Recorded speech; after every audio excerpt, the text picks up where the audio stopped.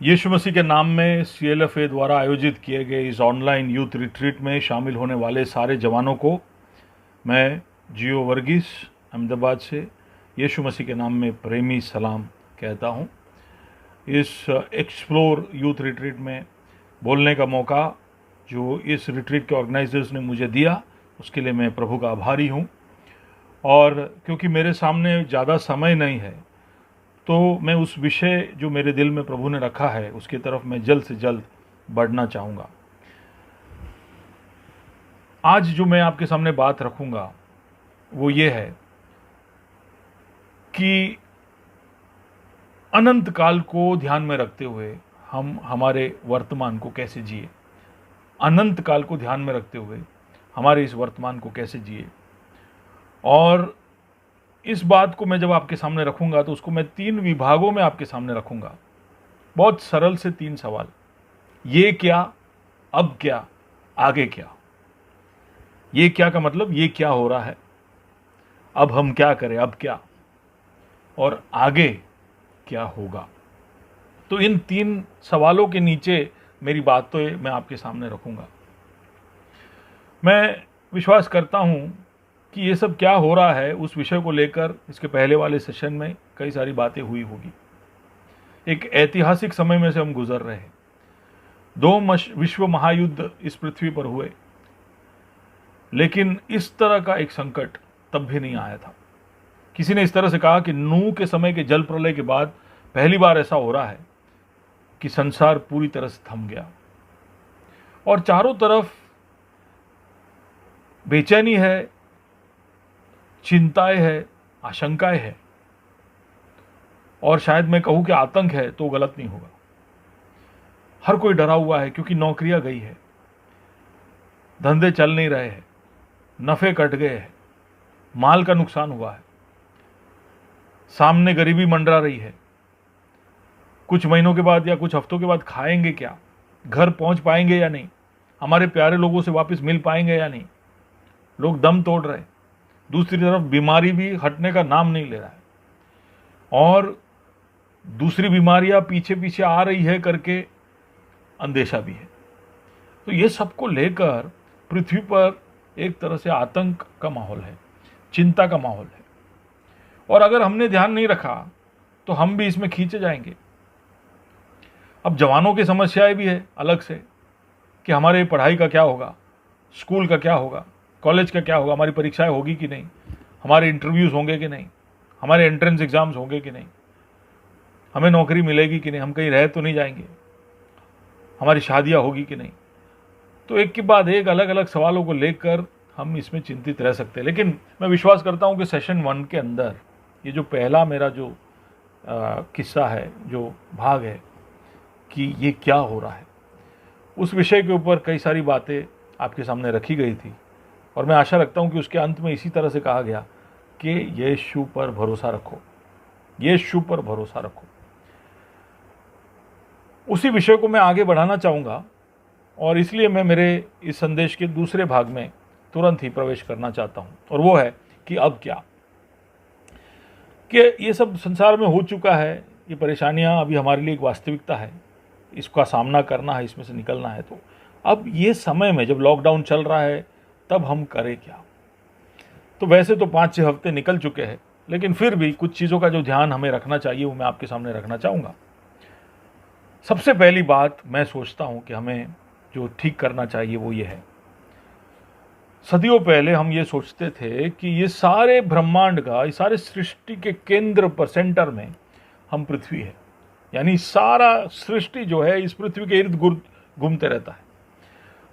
लेकिन 500-600 साल पहले जब कोपरनिकस आया तो उसने समझाया कि ऐसा नहीं है। हमारे सोलार सिस्टम में तो सूरज केंद्र पर है और हम उसके चारों ओर घूम रहे हैं। और उसके बाद बहुत विवाद हुआ, आखिर में ये साबित हो गया कि हम पृथ्वी सेंटर में नहीं है, सूरज सेंटर में है। ये बात हमने हमारे ज्योग्राफी में तो ठीक कर दिया, लेकिन कहीं ना कहीं हमारे दिमाग में तो हम ऐसा ही आज भी स्वभाव दिखाते हैं जैसे कि इस सृष्टि में जो कुछ भी हो रहा है वो हमारे लिए हो रहा है, हमारे इर्द गिर्द हो रहा है।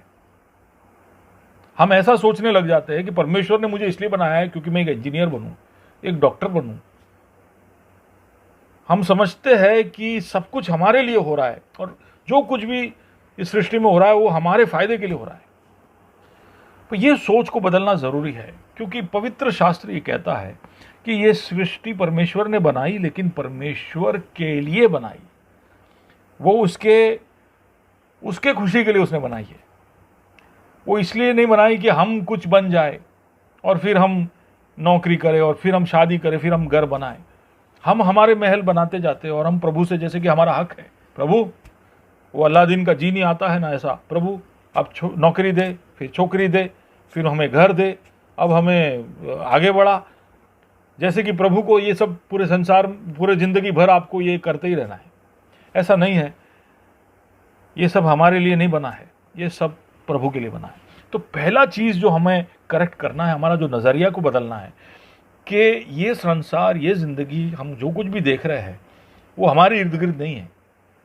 उसके केंद्र पर, उसके सेंटर पर परमेश्वर है और वो अपने हित को पूरा करेगा।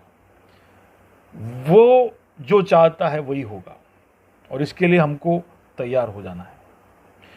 तो दूसरी बात पे आता हूं।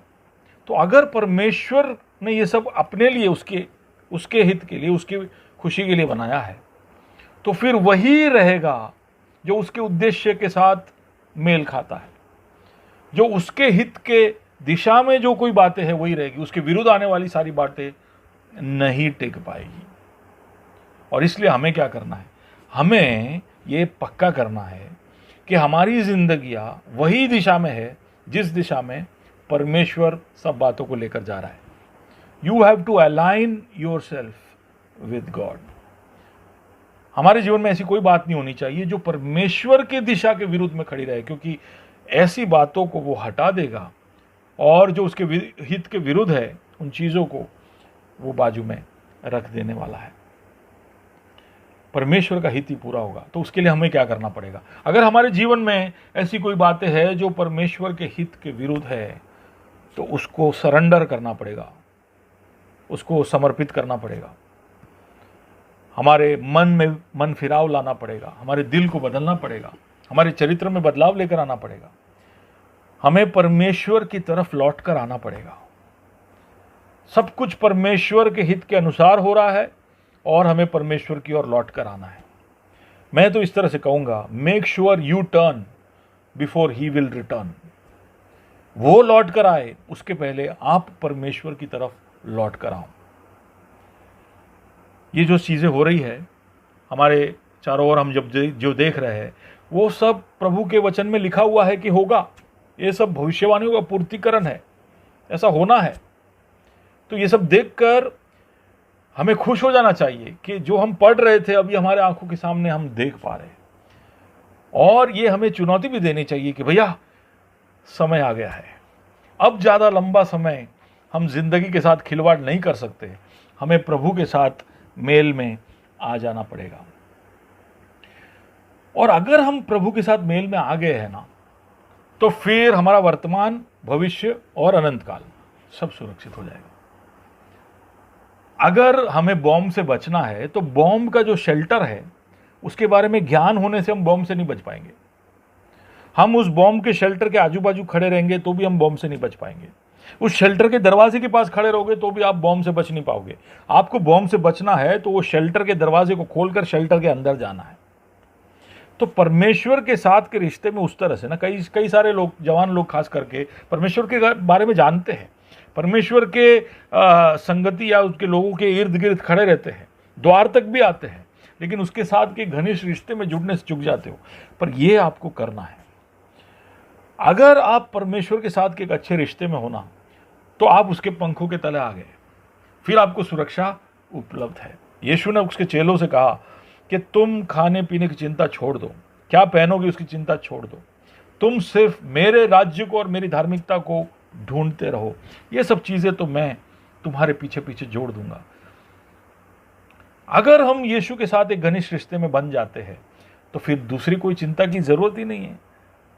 उसने जैसे कहा कि आनंदित रहो, सदा आनंदित रहो, वो हमारे जीवन में हम अनुभव कर पाएंगे। तो हम ये तय करें कि हम लौटकर उसके पास आ गए और हम उसमें शामिल हो गए। जब मिस्र पर उसने महामारी भेजा तो उसने इज़राइल के लोगों से इस तरह से कहा कि सुनो, वो हम निर्गमन 11 में पढ़ते, उसने ऐसा कहा कि मनुष्य या पशु या कोई भी कुत्ता भी इज़राइलियों के विरुद्ध नहीं भौंकेगा। तुम जान लो कि मिस्रियों और इज़राइलियों में यहोवा अंतर करता है। वो हम में और संसार के लोगों में अंतर करेगा, लेकिन वो तभी होगा जब हम उस शेल्टर का दरवाज़ा खोलकर उसके अंदर प्रवेश करेंगे। यानी परमेश्वर के साथ में एक घनिष्ठ रिश्ते में बंधने के लिए ये समय का आप पूरा पूरा इस्तेमाल करिए और आपकी चिंताओं को उसके ऊपर लाद दीजिए। मैं एक फैक्ट्री चलाता हूँ, तो मुझे चिंता है कि अब खुलेगा कैसे, खुलेगा तो माल बनाऊंगा तो बेचूंगा किसे, और बेचूंगा तो खरीदेगा कौन, पैसे कब लौट कर आएंगे, खरीदने वाले के पास भी पैसे है या नहीं, क्योंकि उसकी नौकरी गई होगी। उसकी नौकरी इसलिए गई होगी कि जो कंपनी में नौकरी करता है वो नुकसान में है। तो एक तरह से एक चक्रव्यूह में सब कुछ फंसा हुआ है। सोचने जाओ तो चिंताएं बढ़ जाती है। लेकिन मैंने तय कर लिया है कि मेरा भविष्य, मेरी जिंदगी उसके हाथ में सुरक्षित है, और वो इसलिए मैं कर पा रहा हूं क्योंकि मैंने मेरा जीवन परमेश्वर को पूर्ण रूप से सौंप दिया, समर्पित कर दिया। जैसे एक प्लेन में बैठ जाते हैं तो फिर हम हमारी ज़िंदगी उस प्लेन के पायलट को और उस प्लेन कंपनी को सौंप देते हैं, कुछ इसी तरह हमें भी हमारी ज़िंदगियों को परमेश्वर को समर्पित कर देना है। तो जवानों, 3 बातें मैंने कही कि आज इस समय में आपको क्या करना है। सबसे पहले आपको याद करना है कि सब कुछ परमेश्वर के लिए हो रहा है। दूसरी चीज़ जो आपको याद करनी है कि वो लौट कर आए उससे पहले आप लौट कर आओ।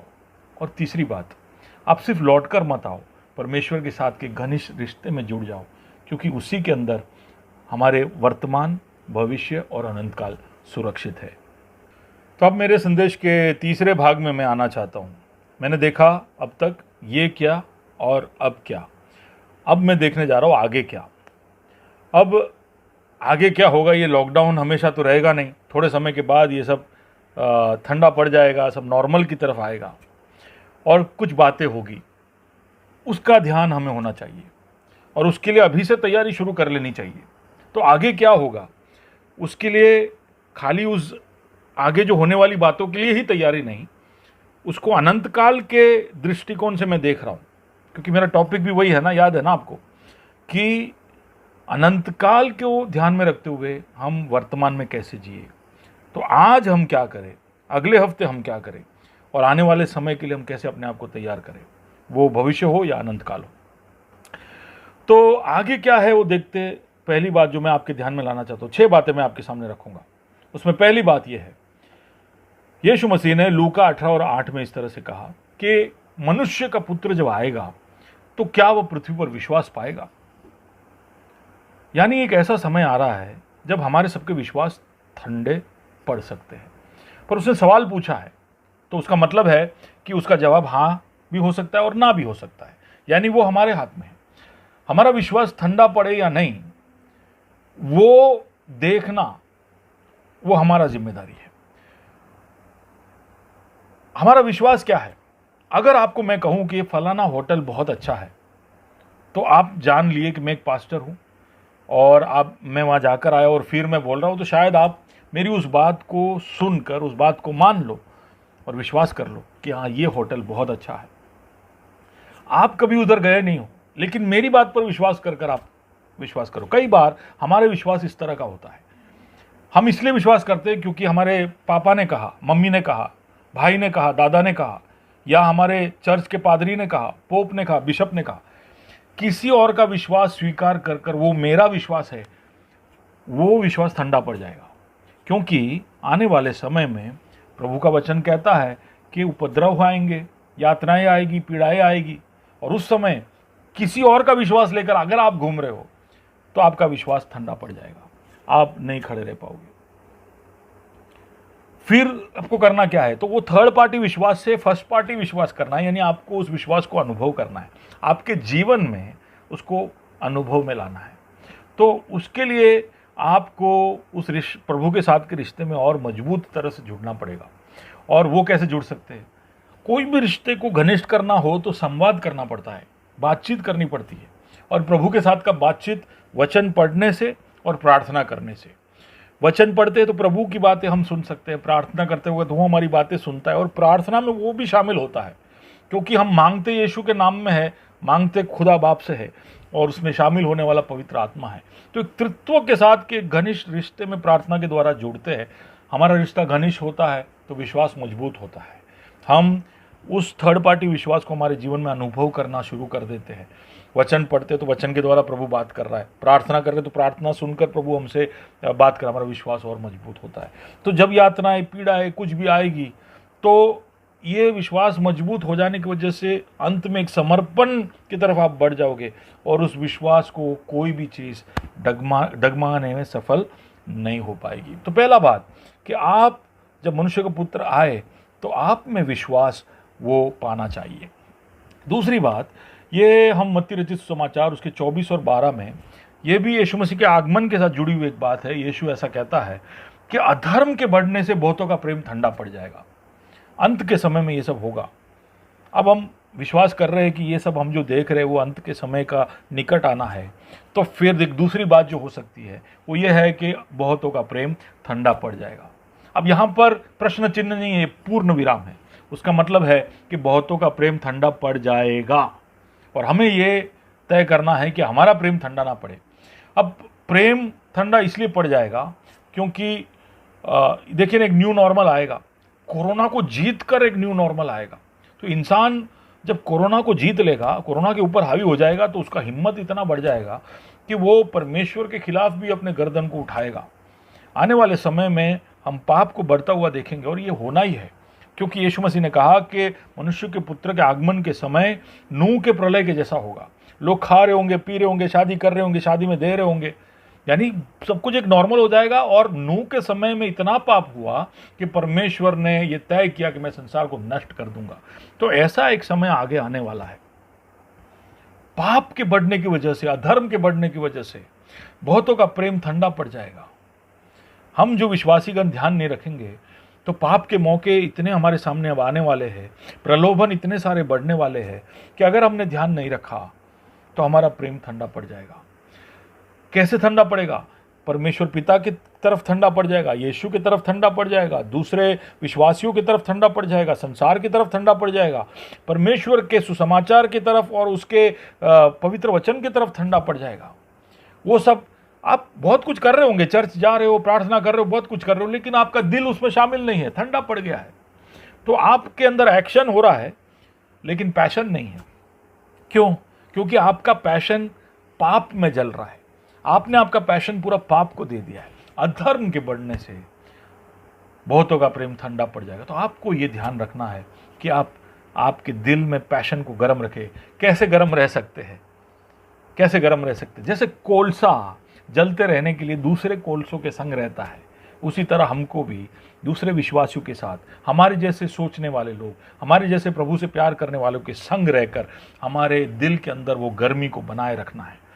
तो प्रार्थना करिए, बाइबल पढ़िए, संगति करिए। जवानों, ध्यान रखिए, पाप से बचिए। बहुतों का प्रेम ठंडा हो जाएगा, ऐसा भविष्यवाणी है, उसमें आप नहीं होने चाहिए। बहुत कुछ खत्म होने की तरफ बढ़ रहा है। आप छोटे समय के सुख के लिए अनंत काल के एक बहुत बड़े भलाई को आपके हाथ में से गवा मत दीजिएगा। तीसरी बात जो मैं सारे जवानों के सामने रखना चाहता हूँ कि हमारे सामने बहुत ज़्यादा ज़रूरत उभर कर आएगी। उसमें मैं तीसरी और चौथी बात मिला कर कहता हूँ। हमारे सामने बहुत सारे ज़रूरतमंद लोग उभर कर आएंगे, क्योंकि गरीब हो गए, नौकरी नहीं है, परेशानियाँ है, खाने को कुछ नहीं है, या कोई मर गया है, घर पे माँ बाप नहीं है, बच्चे अकेले हैं। अलग अलग ज़रूरतें हमारे सामने उभर कर आएगी और सहानुभूति दिखाने की ज़रूरत पड़ेगी। और इतिहास में कलीसिया हमेशा सहानुभूति दिखाने में आगे रहा है, तो अब भी ऐसा ही करना पड़ेगा। संसार सहानुभूति दिखा रहा है तो कलीसिया को 2 कदम आगे रहना पड़ेगा। और सहानुभूति दिखाने का सबसे अच्छा दृष्टांत प्रभु यीशु ने इस तरह से दिया कि उस अच्छे समरूनी के जैसे बनना पड़ेगा। क्या करना पड़ेगा? रास्ते में रुकना पड़ेगा, जहाँ जा रहे हो उस बात को रोक कर आपके गधे से उतरना पड़ेगा, और आपने आपकी ताजगी के लिए, आपकी ताकत के लिए जो दाखरस और तेल रखा उसको दवाई के जैसे फेंक देना पड़ेगा, और फिर उसको उठाकर गधे पे बिठाकर सराय में लेकर जाना पड़ेगा, रात भर उसका सेवा करना पड़ेगा, अगले दिन थोड़ा और पैसा निकालना पड़ेगा। आप बोलोगे हमारे पास पैसा कहाँ है साहब, अभी तो हम पढ़ रहे हैं, हम तो जवान हैं। जो है वो ताकत तो है। भलाई के काम के मौके जब आपके सामने आए तो एक अच्छे समरूनी के जैसे आप कूद पड़िए। आप सहानुभूति दिखाने में अग्रमण्य रहिए, आगे रहिए, और जो वडील है, जो बुजुर्ग है, वो आपके पीछे खड़े रहेंगे। There will be a need for compassion, तो कंपैशन के लिए रेडी हो जाइए, सहानुभूति दिखाने के लिए रेडी हो जाइए। और चौथी बात जो मैं उसके साथ जोड़कर कहना चाहता हूं कि बहुत सारे रोने वाले लोग हमारे चारों ओर हो जाएंगे। इस तरह के लोगों को ढूंढ के जाने की जरूरत नहीं है, प्रभु लेकर आएगा। आपका दिल होगा ना ये सेवा करने के लिए, तो ऐसे लोग प्रभु आपके पास सामने भेजेगा, क्योंकि टूटे मन वाले को समीप वो रहता है। इस तरह बिखरे हुए लोगों के लिए प्रभु का दिल पिघलता है, और आपका मन होगा ऐसे लोगों का सेवा करने के लिए, तो करिए। रोमी 12 में इस तरह से लिखा है कि आनंद करने के वालों के साथ आनंद करिए, लेकिन रोने वालों के साथ आप रो। जब टूटे मन वाले आपके पास आए तो खाली 1-2 बार जाकर उनको सहानुभूति देकर या उनको सांत्वना देकर लौट कर मत आइए। उसके दर्द को अपनाइए, उसकी बातों को सुनिए, उनके दुख में से उनको निकलने का मौका दीजिए, उनकी सेवा टहल करिए, क्योंकि जो बहुत दुख में होते हैं ना, वो अपना ध्यान नहीं रख पाते हैं।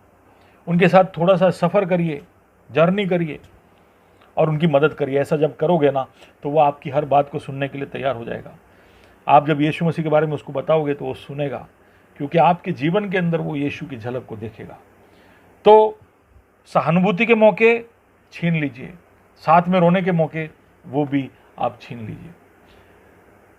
सुसमाचार सुनाने के मौके भी हमारे सामने बहुत आने वाले हैं, क्योंकि संसार भर में ये महामारी ने सबके मन में प्रश्न चिन्ह खड़े कर दिए कि जिंदगी क्या है, विज्ञान क्या है, परमेश्वर है या नहीं, ये सब का मतलब क्या है। एक बहुत अच्छा मौका आया है। संसार में पहली बार ऐसा हुआ है कि सब लोग मिलकर एक ही दुश्मन के सामने खड़े हो गए हैं। नहीं तो अलग अलग दुश्मन के सामने लड़ते थे, अब एक ही दुश्मन है, कोरोना। और हम भी उनको कह सकते हैं कि एक ही दुश्मन है, हमारा पाप, और उस पर विजय पाने के लिए एक ही इलाज है, यीशु मसीह। तो सुसमाचार सुनाने के मौके भी हमारे सामने आने वाले हैं, लेकिन उसके लिए आपको तैयारी करना होगा जवानों, हिया बांधना होगा, प्रभु से कहना होगा कि मौके देना, और मौके जब आए तो शब्द देना, ताकि हम तेरे बारे में दूसरों को बता पाए।